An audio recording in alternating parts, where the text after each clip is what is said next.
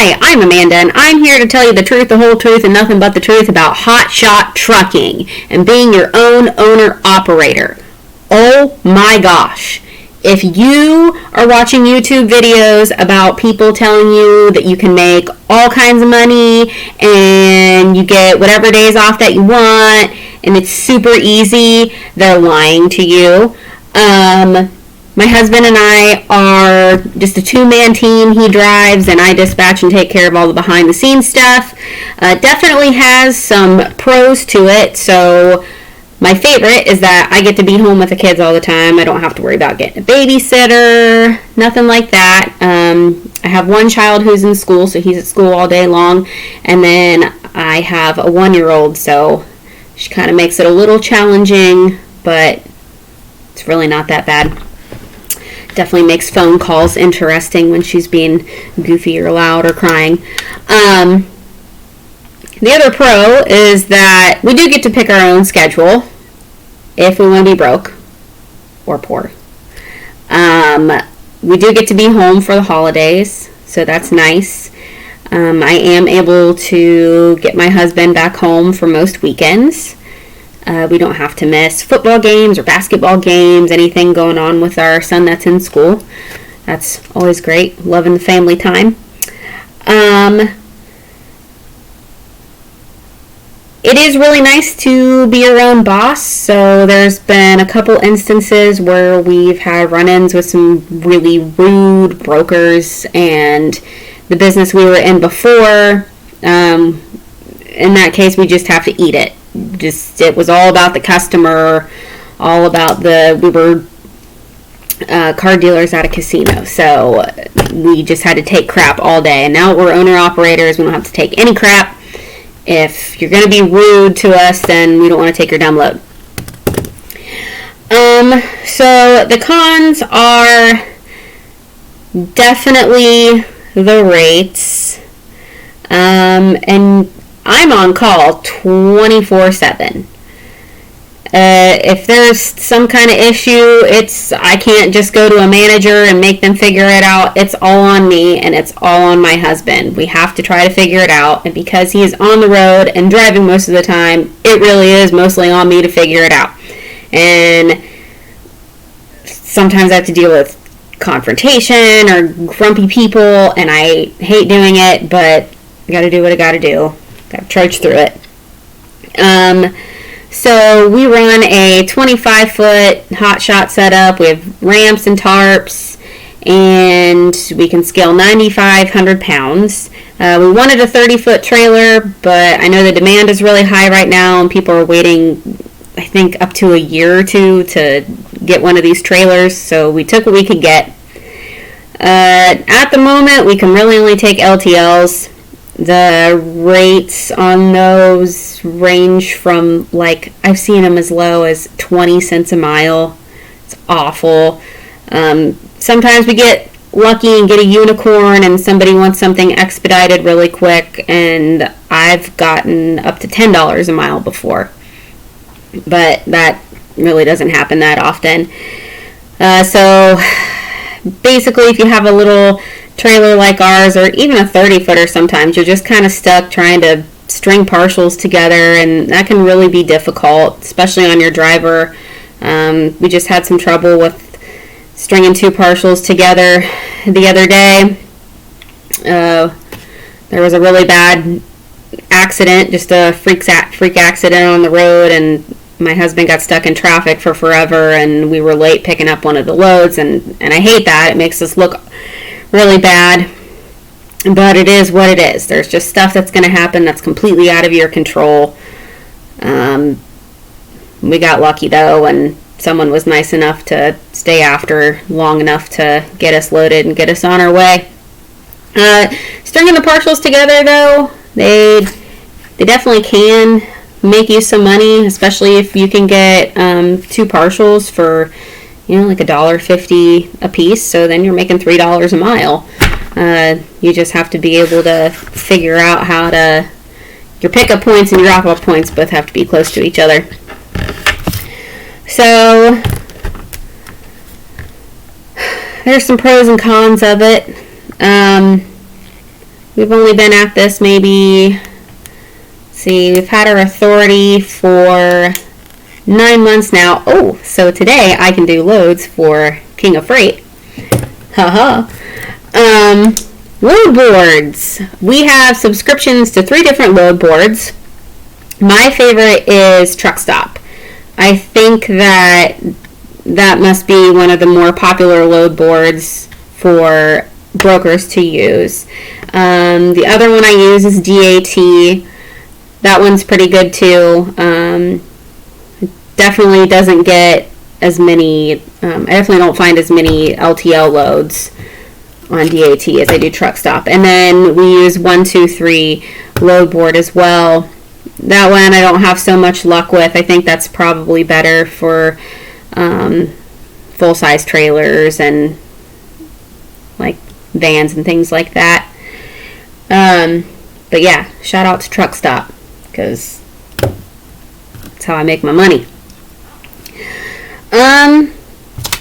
So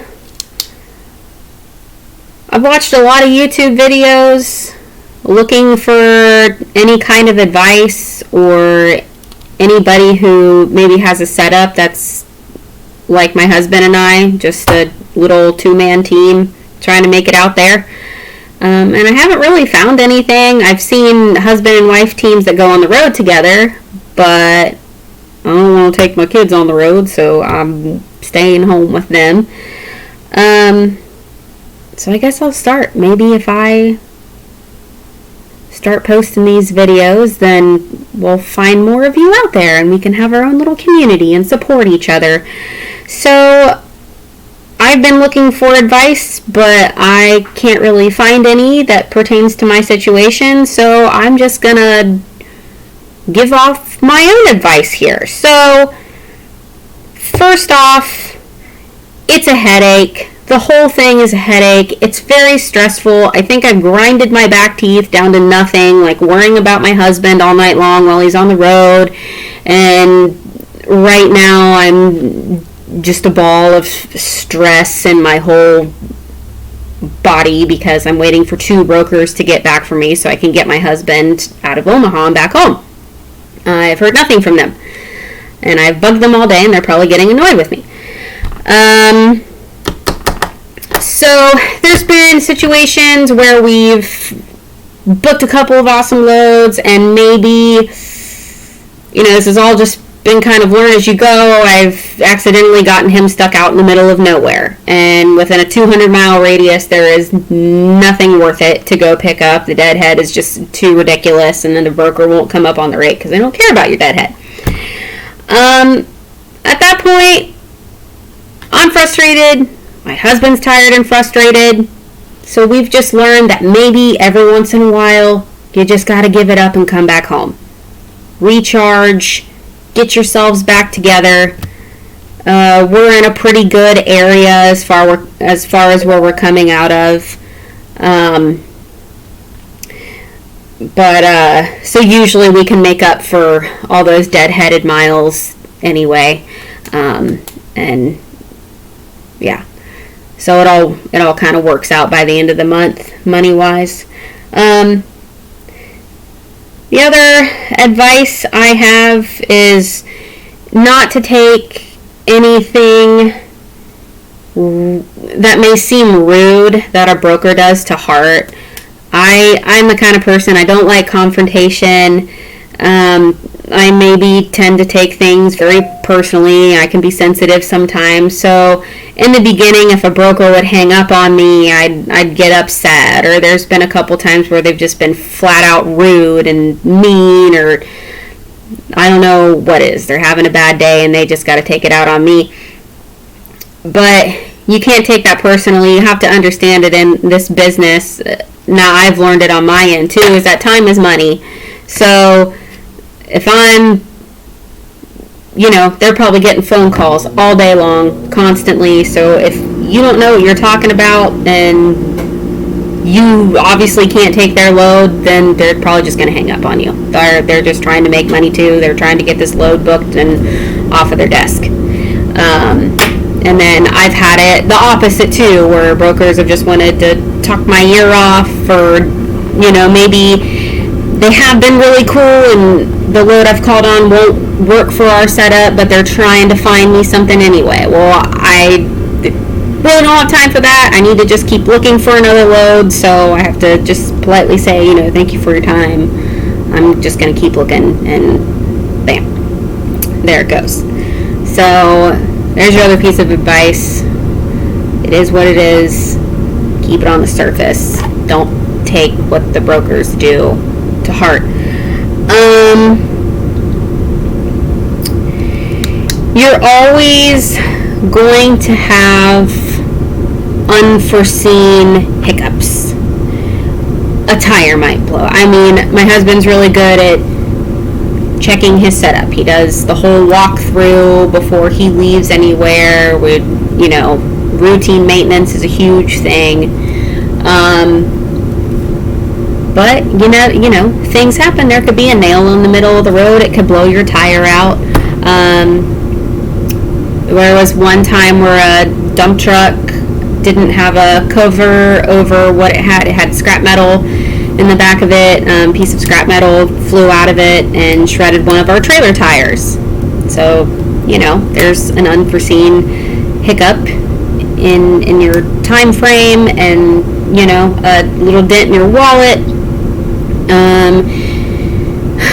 See, the other day, I think I already mentioned we had a dump truck with rocks or something, and it had wrecked on the interstate, and my husband was stuck in traffic forever. There's just always going to be outside forces that you have zero control over that are going to mess with you. So be prepared for those. When they happen, take a deep breath and figure it out. Do the best you can in the situation. You can only do so much.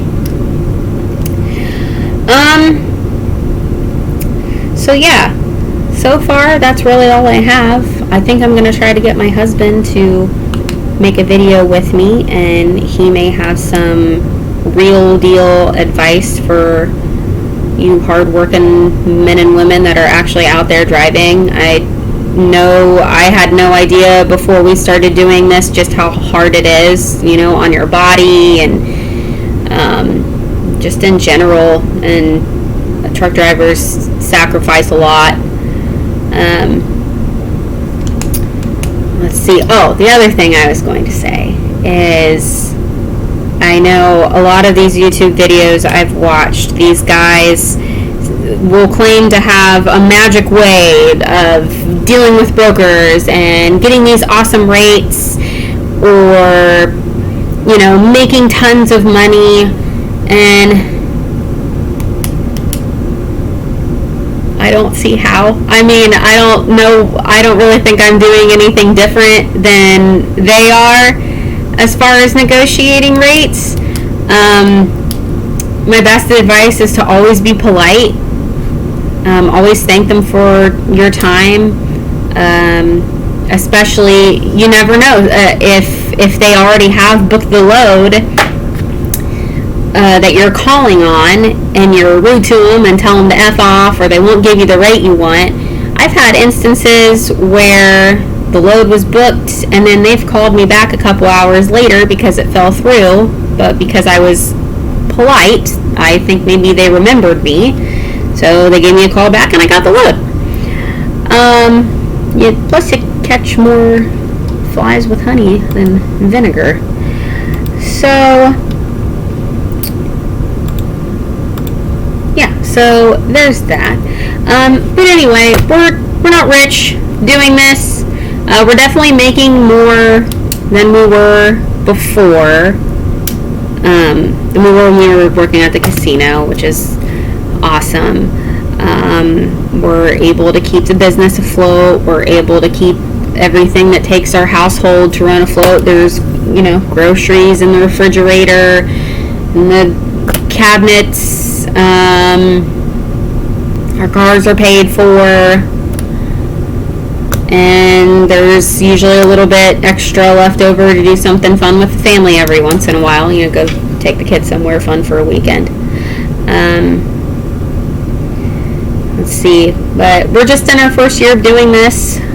We have plans to expand here soon, so hopefully that makes us a little bit more money. But really, if you're trying to get into this to get rich quick, you're not. It takes a lot of hard work. I'm on call 24/7. I never stop working.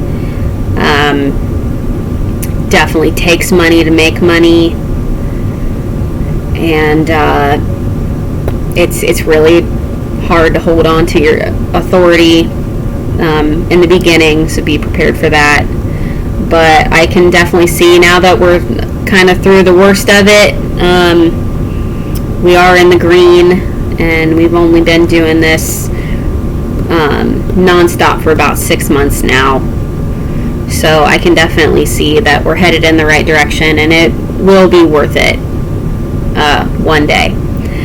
So yeah, that's about all I have. This is the first YouTube video that I've ever made, but I hope you guys enjoy it. And please forgive my appearance. I am, like I said, I work 24/7. I'm at home with a 1-year-old all day long, and that's it. All right, well, if any of you have any advice or any feedback, or that are in a similar situation that I am, please feel free to leave a comment or send me links or anything. Bye.